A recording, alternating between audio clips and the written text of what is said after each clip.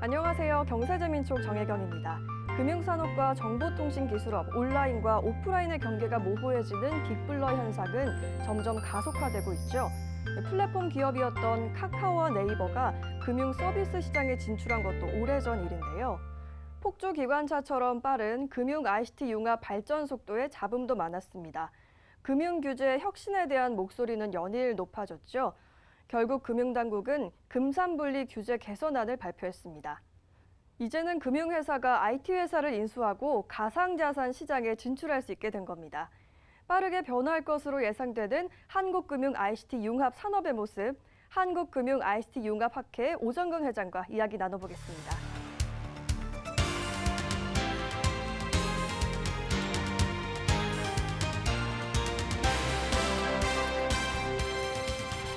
회장님 안녕하십니까? 안녕하세요. 네, 반갑습니다. 반갑습니다. 네, 금융산업의 동향을 선제적으로 연구하고 있는 한국금융 ICT 융합학회 소개 부탁드립니다. 네, 좀 이름이 좀 복잡한데요. 네. 금융 ICT 융합이라고 그래서 한 10여 년 전부터 금융과 ICT가 융합되는 그런 산업이 나타나기 시작했어요. 네. 그래서 그걸 연구하기 위해서 하는데 대표적으로 보면은 인터넷 뱅킹, 네. 그다음에 핀테크, 아, 그다음에 블록체인 암호화폐 이 네 가지인데요.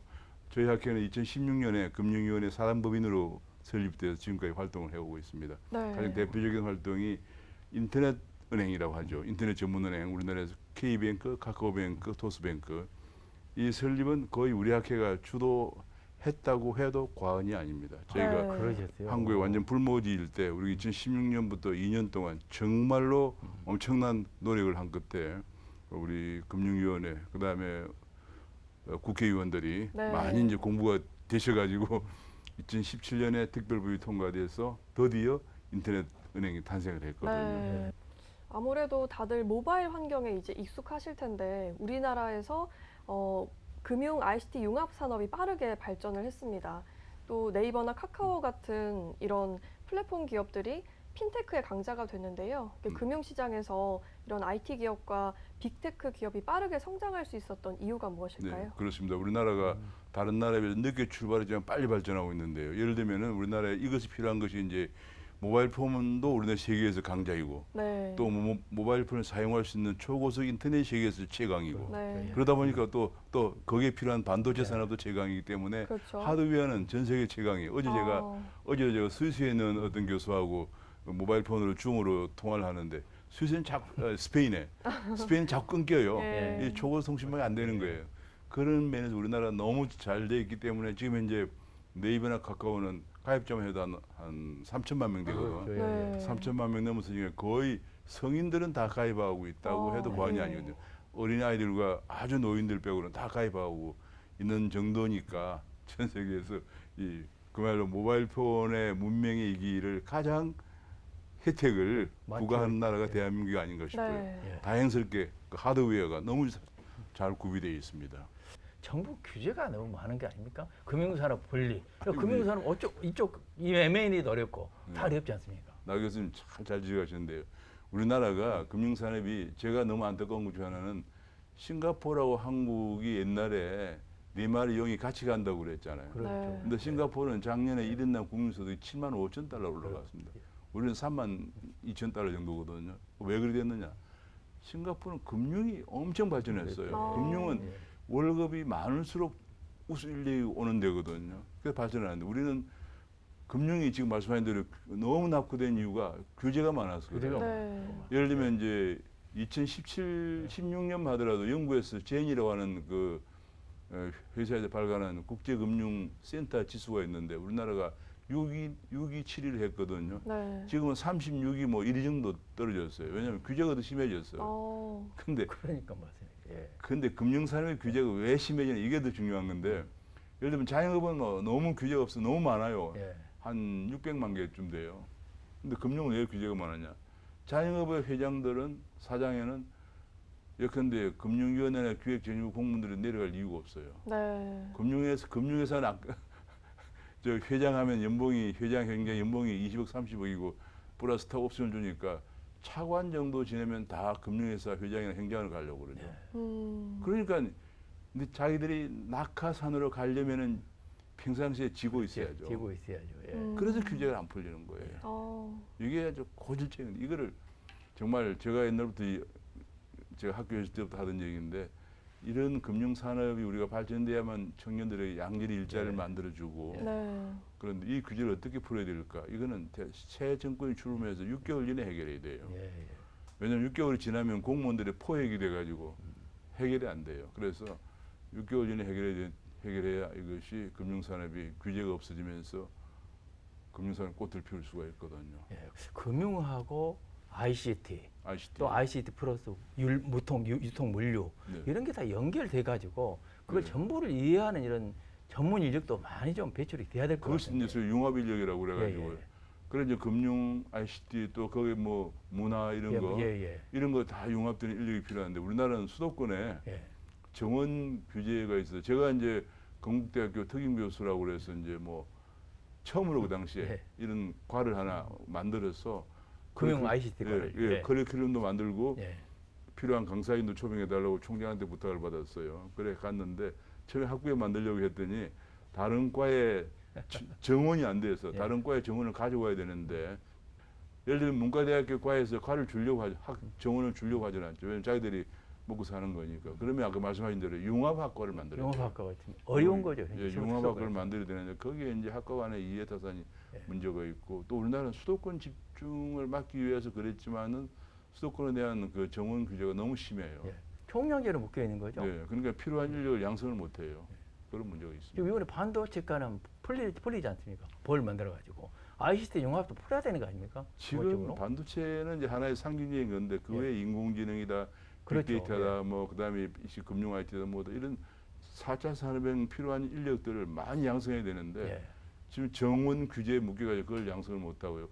어제 제가 보니까 지방대학 108개 총장들이 수도권 반도체 학과 증설은 안 된다. 안 된다. 지방에 해달라. 그런데 네. 뭐 그것도 일리는 있습니다. 근데 저는 지방이든 수도권이든 구분 없이 다 좋은 인력을 양성해야 한다고 생각을 합니다. 네, 올해 7월에는 금융위원회가 규제 혁신 보따리를 풀어내기도 했는데요. 맞습니다. 네, 금융과 비금융 서비스 구분에 따라서 규제를 유연화하겠다고 밝힌 건데 어떤 내용인가요? 그러니까 이제 7월 달에 내놓은 것이 금융규제 혁신이라고 그래가지고 네. 금융규제 혁신 크게 두 가지인데 하나는 금융규제 혁신 추진 정책이라는 걸 내놓았고요. 네. 두 번째가 그걸 하기 위해서 금융 혁신 회의란 걸 설립을 했어요. 아, 혁신회의에 이제 민간 부문 중심으로 해서 17명의 회원인데 그 중에 혁신회의 의장이 박병원 옛날에 네네. 예. 경영자 협회 회장. 저 회장을 예. 지내신 분인데 그분이 뭐 굉장히 자유시장 경제를 많이 얘기를 하셨으니까 네. 잘 되리라고 생각합니다만 주요 내용이 그겁니다. 그 지금 이제 금융권이 있고 핀테크권이 있잖아요.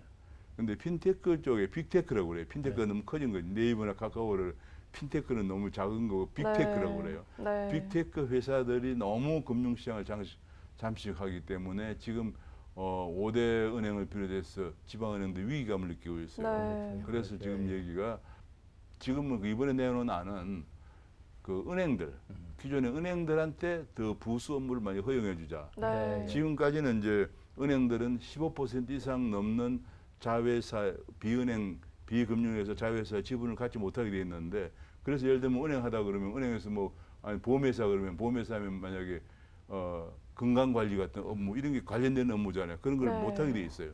근데 그런 걸 허용해 주자. 또 은행 같은 경우에 뭐 신용평가 업무 같은 거 예를 들면 그런 것도 허용해 주자. 그래서 이제 소위 말하는 이제 금산분리를 좀 완화한다. 네. 완화해서 기존의 은행들의 어려움을 빅테크들의 침략에 대한 어느 정도 침략이 크냐면은 네이버 카카오의 지분만 네이버 카카오 두 군데의 시총이 한 90조 그렇죠. 정도 됩니다. 예. 반면에 우리나라 5대 은행 뭐 KB금융, 맞습니다. 신한은행, 뭐 예, 예. 우리은행 뭐 해가 5대 은행의 지금 시총이 한 50조밖에 안 되거든요. 예, 이게 자꾸 네. 위축되니까 그걸 이제 그 은행권의 기존의 금융권의 자회사 업무를 비금융 자회사 업무를 허용하도록 하는 금산분류 완화 네. 그걸 허용해 주자. 뭐 그것이 핵심이에요. 말씀을 하시니까 궁금해지는 게 금융업이 원래 특성 자체가 보수적이잖아요. 네. 그런데 IT 기업이 금융시장에 뛰어들어서 빠르게 발전을 하면서 기존 금융기업과 갈등도 있고 마찰이 컸는데 이런 부분은 어떻게 그거는 이제 간격을 정부의 좁혀갈 수 생각은 있을까요?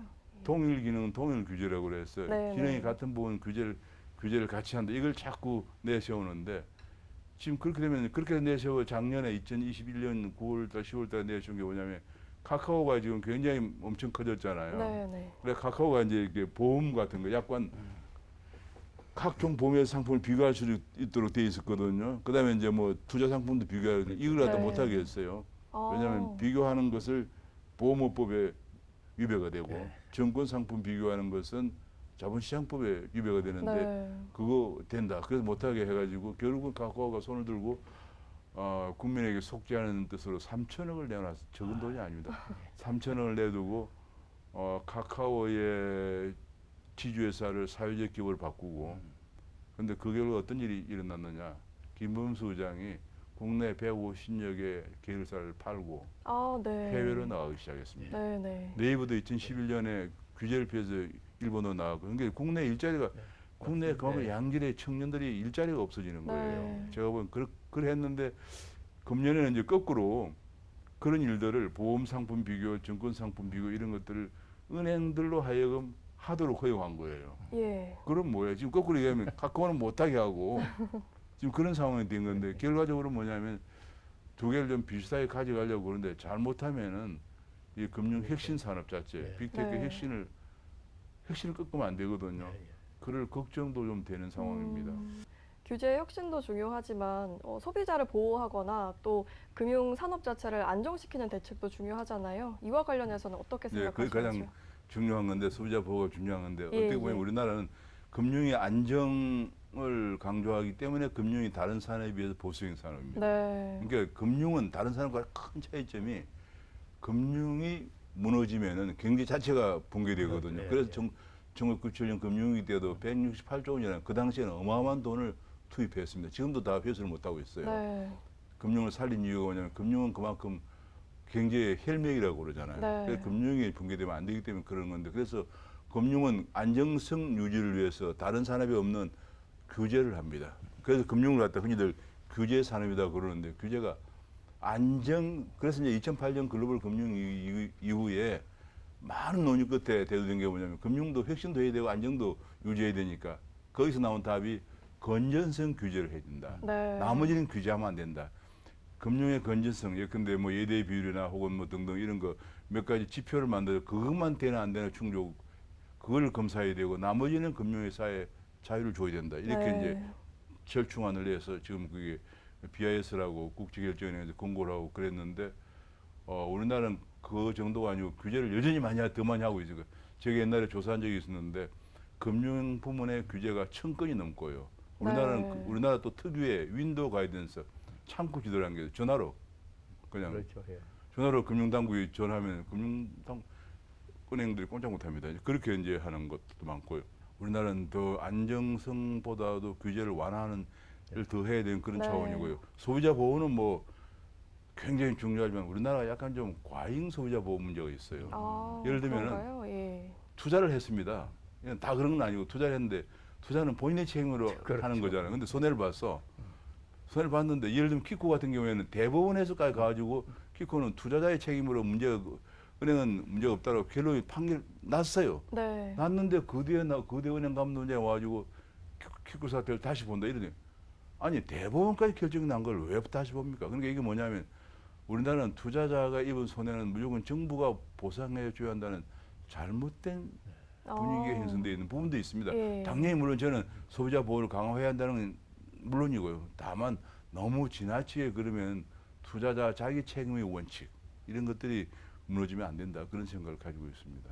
왜냐면 또 한 가지 제가 궁금한 게 인터넷 뱅킹이 활성화되면서 네. 우리 편리는 해졌는데 네. 또 한편으로는 보이스 피싱이라든지 이런 보안 문제가 상당히 중요한 것 같아요. 그래서 그것이 가장 큰 문제인데 옛날에도 뭐 그런 게 있었지만 지금은 이제 이 모바일 하다 보니까 네. 지금 가장 큰 것이 지금 말씀하신 대로 모바일 해킹 문제입니다. 네. 지금 해킹 문제를 지금 계속 그 여러 가지 이제 좋은 방안들이 기술적으로 많이 네. 나오고 있는데 해커들이 또 엄청 빨라요. 너무 그래서 너무 엄청 빠르고 빨라요. 뭐 훨씬 앞서가니까. 네, 훨씬 더 앞서고 그래서 지금 어떻게 보면 해커들과 해킹 방지하는 사람들 간에 서로 이게 쟁패라고 예. 봐야 되는데 지금 그건 계속 지금 해킹 방지하는 사람들이 굉장히 애를 많이 쓰고 있습니다. 네. 그 부분이 제일 큰 문제 중에 하나예요. 그 네, 부분을 좀 그렇군요. 해결할 수 있는 핵계적 대책이 좀 이번에 뭐 나왔습니다. 예를 들면 북한에서 많이 해킹을 해서 암호화폐 해킹해가지고 뭐 언론에 보면은 뭐 얼마 가져갔다 그런 얘기도 나오고 그러는데 이것이 큰일이고요. 제가 그 해킹 문제가 아니면은 이것이 얼마나 좋으냐면 핀테크나 예. 암호화폐가 좋은 것이 이 포용금융이라고 그래서 어려운 사람들에게 도와주는 좋은 기능을 하고 있습니다. 예를 들면은 시리아 난민이 있잖아요. 시리아 네. 난민들 난민촌에 지금 몇 년째 저러고 있어요. 그러니까 정말 아이들이 뭐 먹을 것도 없고 의료용품이 없는데 그걸 어떻게 하냐면 세계 월드 푸드 프로그램이나 거기서 난민들도 핸드폰을 갖고 있어요. 서로 연락하려고. 예. 핸드폰을 통해서 비트코인을 보내줘요. 어. 그리고 그 비트코인을 아마존과 연계해서 필요한 약품이나 이런 걸 공급을 합니다. 네. 그걸 포용금융이라고 하는데 그런 것들이 핀테크나 암호화폐를 통해서 많이 활성화되고 있거든요. 네. 그래서 그런 것도 굉장히 좋은 측면. 단지 말씀하신 것처럼 해킹 문제가 제일 문제. 누가 해킹하는 게 제일 큰 문제입니다. 제일 무서운 거더라고요. 예. 그죠? 네. 저희가 가상자산에 대한 이야기도 네. 빼놓을 수 없을 것 네, 같습니다. 이제 화폐 경제가 대거 디지털로 전환이 되는 건데 네. 이와 관련해서는 어떻게 보시는지요? 그거는 뭐 어쩔 수 없는 불가피한 상황입니다. 왜냐면 네. 옛날에 우리가 이제 그 화폐가 처음에는 뭐 쌀 같은 거 이런 거 있잖아요. 그런 상품 화폐에서 그다음에 이제 점점 금속 화폐로 바뀌었죠. 그것도 몇백 년 걸쳐서 바뀐 거예요. 그다음에 금속 화폐에서 이제 지폐로 바뀌죠. 버파로 네. 이제 바뀌었죠. 버파로 바뀌었다가 지금 시대는 이제 디지털 시대를 맞이해서 디지털 화폐로 바뀌고 있는 중이에요. 그러니까 지금 이거 뭐 2009년도에 나왔죠. 2009년도에 나온 이후에 지금 뭐 이제 13년밖에 안 됐는데 뭐 이것이 뭐 또 여러 가지 얘기가 많은데 긴 역사를 두고 보면은 상품 화폐에서 금속 화폐로 바뀌고 금속 화폐에서 버파로 바뀌고 버파에서 바뀌는 그 금속 버파까지 바뀌는데 다 한 번에 몇백 년씩 몇십 년씩 걸리는 거예요. 적어도. 네. 그거 생각하면 저는 지금 이게 전 세계적으로 디지털 시대를 맞이해서 화폐도 디지털화가 불가피하다 이렇게 보고 그렇게 가고 있는데 지난 5년 동안 정말 말도 안 되게 우리나라는 암호화폐는 아무것도 아니다. 돌덩어리다. 네. 박상계의 난이라고 그래가지고 그렇게 하는 바람에 이 사람이 완전히 괴멸되다시피 그렇죠. 했거든요. 그래가지고 그 암호화폐를 발행한 일단 다 해외로 나갔습니다. 우리나라가 예. 대체로 한 250여 개 정도가 발행돼 있고 한 250여 개가 준비하고 있는데 250여 개가 전부 해외에서 발행을 했거든요. 네. 근데 이제는 윤석열 정부가 들어서 이걸 이제 국내에서 허용한다고 했거든요. 그러니까 아마 제 생각으로는 다음 4년 반 정도는 이 디지털 화폐의 중흥기가 오지 않을까 그런 생각을 가지고 있습니다. 한참 붐을 타다가 네. 우리가 죽어버렸잖아요. 2017년 정도까지는 우리나라가 세계 넘버원이었어요. 예. 그때 네. 세계 최대 거래소가 비섬이었어요. 네, 네. 그런데 그것이 2018년쯤 돼가지고 갑자기 박상기 장관이 돌덩어리 불과하다. 단속해야 한다. 이렇게 나오는 바람에 완전히 추락한 거예요. 지금 그러다가 설명, 예. 지금 아마 제 생각으로는 아마 이번에 디지털 자산 기본법을 만든다고 네. 해요. 하니까 내년부터는 지금 준비 준비 예, 중이죠. 지금 준비하고 있습니다. 예. 그래서 내년부터는 새로운 중흥기가 오지 않을까 생각을 합니다. 새로운 산업으로 좀 육성을 해야 될 것 예, 같아요. 그리고 가장 중요한 게 중국이 개인이 만든 게 아니고 중국 인민은행이 CBDC라고 그래서 센트럴뱅 예. 디지털 커런시인데 중앙은행 디지털 화폐거든. 이걸 발행해서 중국이 아시아 지역에서는 중국 돈이 쟁취하려고 그런단 말이에요. 네. 그럼 한국은 그렇게 되면 안 되죠. 그래서 우리가 빨리 이걸 대비해야 한다고 생각합니다. 왜냐하면 그러면 어떤 일이 생기냐면 중국 사람들 우리나라에 올 때 중국에서 12위안밖에 비용을 안 들여가지고 100위안을 발행해서 갖고 온단 말이에요. 그 100위안 물건을 사가지고 가잖아요. 우리는 그걸 반대급부로 사오려면 우리 스스로 수출을 해가지고 100위안을 벌어서 사와야 되잖아요. 그러면 자연적으로 우리나라 후생이 중국을 따라갈 수 없죠. 네. 그래서 중국은 노린 게 그거예요. 중국은행 인민은행 발행 CBDC가 아시아 지역에 통용되게 하면 중국은 선진국이 될 수 있다 이라고 생각하는 거거든. 사실 미국도 지금 선진국이 된 가장 큰 배경이 미국 달러가 기축통화됐기 때문에 100달러를 가지고 물건 사는데 10달러면 되거든요. 10달러도 안 될 거예요 아마.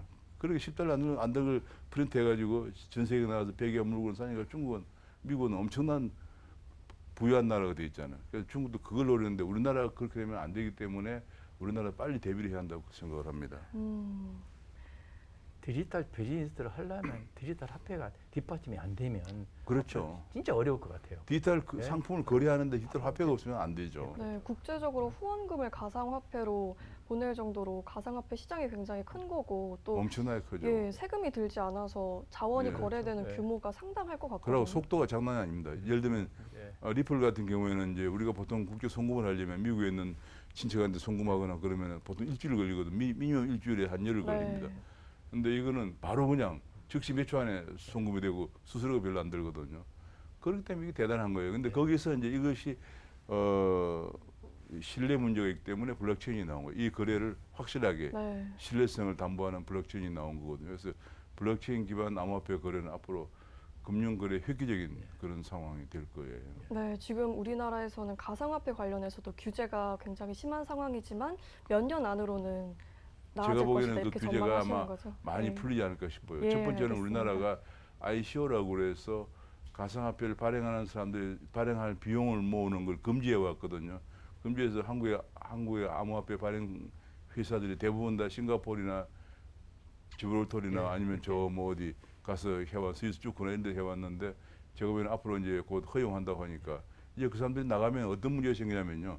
만약 스위스 쭈크에 가서 내잖아요. 그럼 스위스 법으로 한국 어떤 A라는 회사가 스위스 쭈크에서 발행을 하면 스위스에 법인을 설립해야 돼요. 그 법인의 반은 스위스 사람을 써야 돼요. 그렇죠. 예. 그리고 CEO도 스위스 사람을 해야 되고 스위스는 1인당 소득이 10만 불입니다. 그러니까 임금이 엄청 많아요. 그거 써야 되고 그러다 보니까 그 싱가포르에 쭈크에 있는 법무법인을 써야 되고 회계법인을 써야 되고 우리 국부 유출이 엄청납니다. 그래서 제가 계산을 대충 해보니까 거기서 한 300억 정도 모금을 한다 그러면 거의 한 150억은 거기 그냥 떨어지는 거예요. 근데 만약 우리나라에서 한다 그러면은 우리나라 회사를 허용하면 우리나라 그만큼 국부 유출이 안 되겠죠. 게다가 최근에 가장 큰 문제는 기술 유출인데 이게 암호화폐가 전부 다 디지털 알고리즘이거든요. 이거를 다 제공을 해야 돼요. 그 나라 법에 의해서. 맞습니다. 예. 우리가 다 기술을 다 갖다 주는 거예요. 지금까지 그렇게 해왔단 말이에요. 그런데 그래서 스위스는 지금 그거 해가지고 스위스에는 그렇게 그걸 허용하는 바람에 스위스의 암호화폐 회사들이 그 법인들이 약 900개 정도 설립돼가지고 그음에도 엄청난 일자리가 창출된 거예요. 그러니까 우리나라 제가 스위스에 크립토 밸리라고 그래서 크립토 이제 밸리라는 데가 그 쭈크라고 하는 데인데 쭈크에를 2번을 갔어요. 근데 쭈크에는 인구가 3만 명인데 일자리가 고급 일자리가 6만 개가 생겨가지고 다 투잡이에요. 엄청난 투잡의 비명을 지르고 있어요. 아, 회장님 앞으로 계획과 목표가 있다면 또 좋은 말씀 해주시죠. 지금 그 디지털 시대를 맞이해서 우리 학계 입장에서 디지털 산업이 발전되도록 예. 특히 네. 암호화폐 같은 거, 블록체인, 핀테크 이런 쪽으로 규제가 없어져서 예. 우리 금융 산업이 싱가포르처럼 발전해가 지금 홍콩이 중국 정부 당국이 많이 규제를 하고 있기 때문에 한국을 이제 동아시아의 금융 허브로 만들어서 우리 네. 다 젊은 분들이 이제는 그야말로 연봉 5만 불, 10만 불 시대에 사는 대한민국을 만드는 데 도움을 주는 거 이게 제 꿈입니다. 네, 알겠습니다. 네, 감사합니다. 네. IT 기술을 통한 금융산업의 혁명은 이제 낯선 이야기가 아닙니다. 우리는 IT 강국이라는 명성에 비해 금융시장 성숙도 면에서 풀어야 할 과제가 많은데요. 이제 금융시장을 하나의 혁신으로 바라보고 더 발전할 수 있는 환경을 조성해야겠습니다. 앞으로는 우리나라가 IT 금융 강국으로 도약하길 기대하겠습니다. 회장님 오늘 좋은 말씀 고맙습니다. 네, 감사합니다. 감사합니다.